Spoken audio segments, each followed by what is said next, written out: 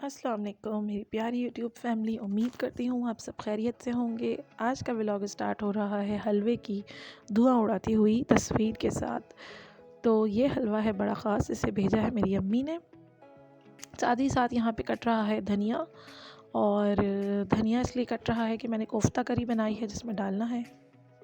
इसके साथ ही आज मैं बना रही हूँ केक, जो कि मैंने केक शेक का लिया हुआ है केक मिक्स, उसके साथ बनाऊँगी। और ये मैं धनिया डाल रही हूँ। कोफ्ता करी जो मैंने बनाई है, ये कोफ्ते का पैकेट मैंने मंगवाया था मनोज सलवा की वेबसाइट से, जहाँ पे मुझे ये ऑफ़र में मिला विद चिकन फ्राइज़। तो अब देखते हैं कैसे बनते हैं ये।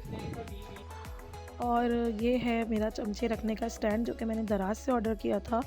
इसकी ये अच्छी बात है कि इसमें आप चमचे रख दें तो जो भी सालन वगैरह डिप होता है, जो गिर जाता है नीचे, तो वो इसी के स्टैंड में रहता है, तो उसको साफ़ करना आसान रहता है। कोफ्ते रेडी हो गए हैं, बस करी बनाई और उसमें कोफ्ते डाले। ये मैंने जो है वो केक के लिए पहले से प्री हीट कर लिया है पतीली में एक स्टैंड रख के, ताकि ये पतीली जब केक हम रखें तो बेक करना आसान हो।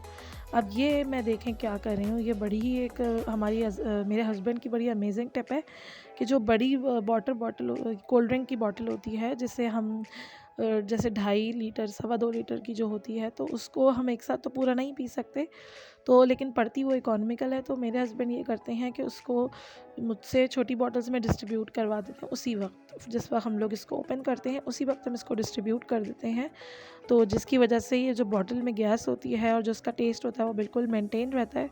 और जब हमें चाहिए होती है तो हम एक छोटी बॉटल निकाल के और खोल के पी लेते हैं, और इससे हमारी जो टेस्ट है वो भी अच्छा रहता है, और हमारा काम भी चल जाता है। वरना अगर हम एक बॉटल पूरी खोल दें एक ही वक्त में, तो वो तो उसकी गैस जो है वो बार बार खुलने से ख़त्म हो जाती है, और ना उसमें कोई टेस्ट बाकी रहता है, बस मीठा मीठा सा ऐसा लगता है बस ड्रिंक पी रहे हैं।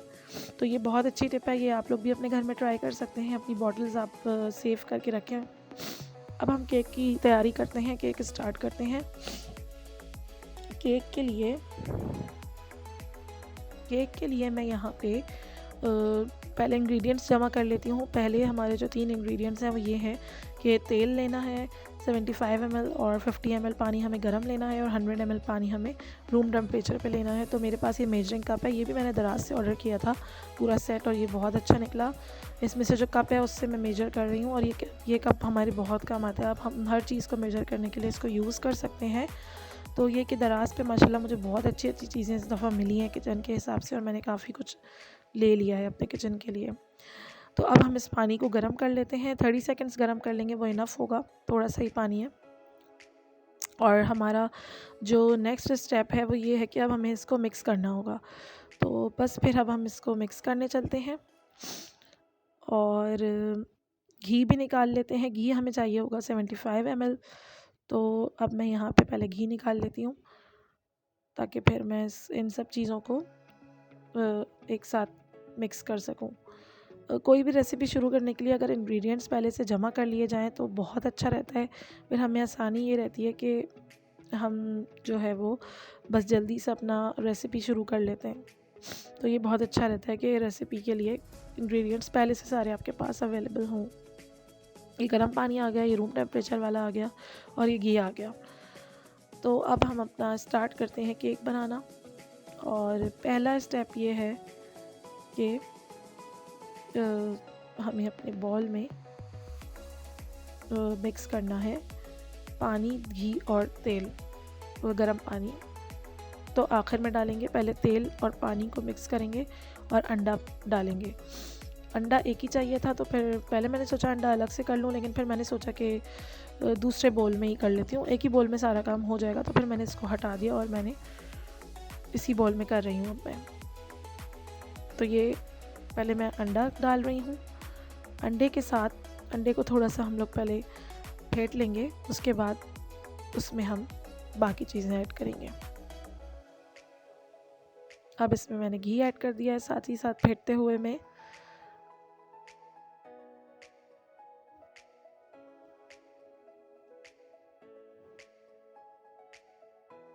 और अब नेक्स्ट स्टेप पानी ऐड करना है।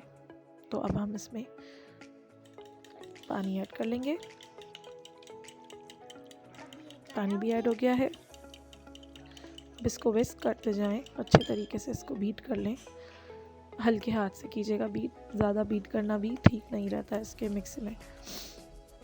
उसके बाद फिर जब ये अच्छे से मिक्स हो जाएगा तो हमें इसके अंदर केक मिक्स के इंग्रेडिएंट्स डालने होंगे। ये मैं पहली दफ़ा लाई हूँ, उम्मीद कर रही हूँ कि अच्छा बनेगा। ये मैंने कैराफोर से लिया था। तो अब मैंने केक मिक्स का पैकेट खोल लिया है। अब मैं इसको डालना शुरू करती हूँ। इसको डालते वक्त ये एहतियात करें कि उसी वक्त डालते भी जाएं और बीट भी करते जाएं।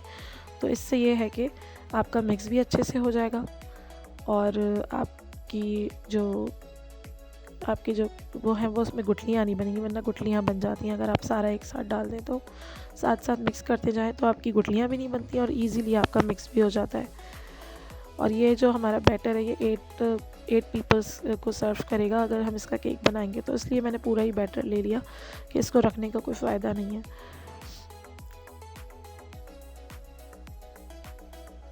तो अब ये पूरा डाल दिया है। अब मैं इसको मिक्स करती हूँ। स्लोली इसको मिक्स करें ताकि ये अच्छे तरीके से चारों तरफ से मिक्स हो जाए, कहीं पे लगा ना रह जाए, कहीं पर इसके पाउडर जो है वो बोल की वॉल्स पे ना लगा रह जाए। तो ये बहुत अच्छा है कि आप इसको स्लो से मिक्स करें और इसकी कंसिस्टेंसी भी देखते रहें। और गर्म पानी ऐड करने से इसमें ये है कि मिक्स अच्छे से हो जाएगा। और स्लो गर्म पानी ऐड करने का ये मकसद है कि आहिस्ता आहिस्ता करके आप डालते जाएं और मिक्स करते जाएं। तो इससे हमारा जो बैटर है वो बहुत ही अच्छे तरीके से मिक्स भी हो जाता है और उसकी उसकी जो थिकनेस है और जो उसकी हमें वो चाहिए ना कंसिस्टेंसी, वो भी हमारी बरकरार रहती है। और क्वांटिटी का आप लोग ख्याल रखिएगा। केक मिक्स में सबसे ज़्यादा जो ज़रूरी चीज़ है वो क्वांटिटी ही होती है।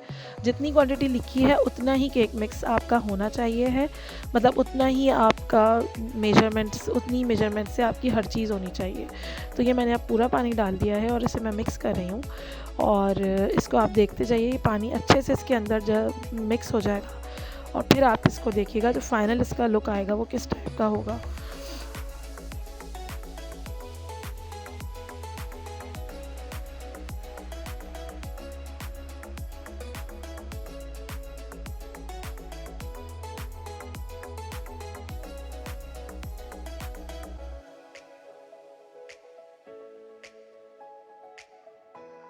अब हम आ जाते हैं अपने नेक्स्ट स्टेप की तरफ, जो कि है हमारा पैन को ग्रीस करना। तो अब हम केक पैन को ग्रीस कर रहे हैं और केक पैन को ग्रीस करने के लिए वैसे तो इसका ब्रश होता है, पर अभी तक मैंने ब्रश लिया नहीं है। तो मैं इसको स्पून से ही मैंने इस पर थोड़ा सा घी लगा के और फिर मैंने अपनी फिंगर्स से इसको पूरा स्प्रेड कर लिया था चारों तरफ से। इस स्टेप से ये होता है कि केक हमारा बिल्कुल भी लगता नहीं है पैन में। और दूसरा ये कि आपके पास बटर पेपर है तो वो तो बेस्ट हो जाएगा। तो बटर पेपर से फिर ये होता है कि आपने पहले घी लगाना है, उसके ऊपर बटर पेपर लगा दें, तो उससे तो बिल्कुल ही बेहतरीन हो जाता है, कोई भी मसला नहीं होता। तो अब यहाँ पे मैंने केक पैन को अच्छे तरीके से ग्रीस कर लिया है और अब मैं इसको ग्रीस करने के बाद इसमें सारा हमारा जो बैटर है वो डाल दूँगी। तो अब नेक्स्ट स्टेप हमारा यही है कि हम इसका जो बैटर है उसको सही से इवनली जो है ना हम इसको स्प्रेड केक मिक्स के उसमें सांचे में डाल दें। तो अब हम इस स्टेप को कर रहे हैं।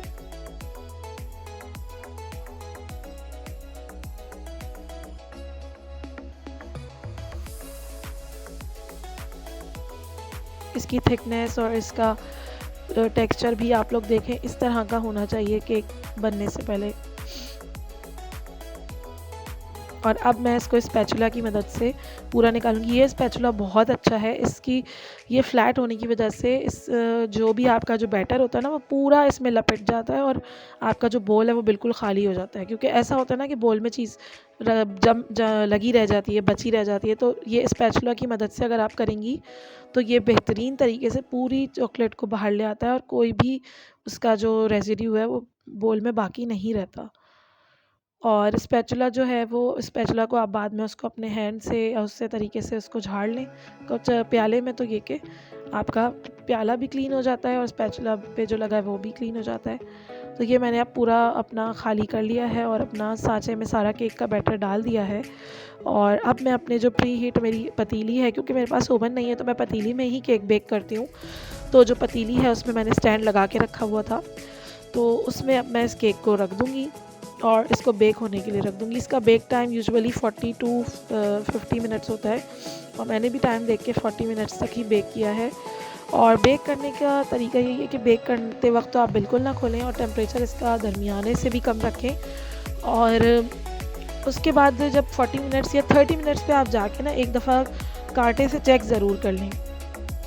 तो ये अब हम इसको ढक देते हैं और अब हम इसकी आंच को भी स्लो थी, बहुत ज़्यादा स्लो थी, थोड़ी सी ज़्यादा कर दी है। तो ये केक इसी आंच पे पकता रहेगा, दरमियानी से थोड़ी सी ज़्यादा है। अब हमारा केक रेडी है। और केक में क्रैक आ गया, उसकी वजह ये हुई कि जो मेरा स्टैंड था ना वो थोड़ा टेढ़ा था। अगर केक इवन सरफेस पे नहीं होगा तो केक में क्रैक आना मस्ट है। तो ये मेरी गलती इसलिए हुई कि मैंने काफ़ी टाइम से केक बनाया नहीं था, तो मैं भूल गई थी कि मुझे इस चीज़ का ख्याल रखना है। अब इंशाल्लाह नेक्स्ट टाइम जब बनाऊंगी तो बड़ी पतीली में बनाऊंगी। तो केक हमारा रेडी है, कुछ इस तरीके का है।